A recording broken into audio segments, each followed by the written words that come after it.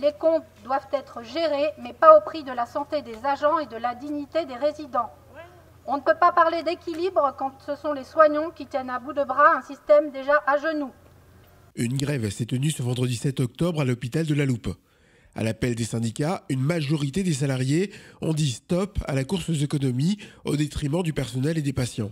C'est qu'aujourd'hui, depuis qu'on est à la tarification à l'acte, on nous demande de faire des économies au quotidien, toujours. Et c'est le petit personnel, effectivement, qui prend. Mais qui dit manque de personnel, dit également une prise en charge dégradée des résidents et des patients. On en est là aujourd'hui.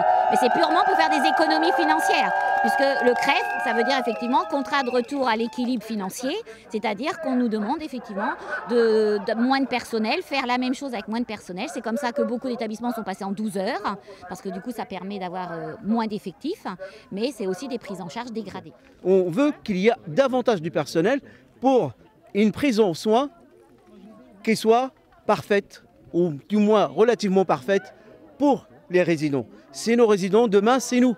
D'accord ? On n'aimerait pas vivre ce qu'ils vivent les résidents aujourd'hui, parce que c'est très difficile, par exemple, dans une petite chambre, d'avoir 2 lits avec un élévateur, avec des douches. On n'a pas de douche dans les chambres, etc.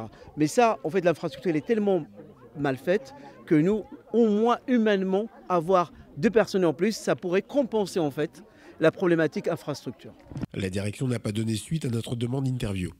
Départ en colère.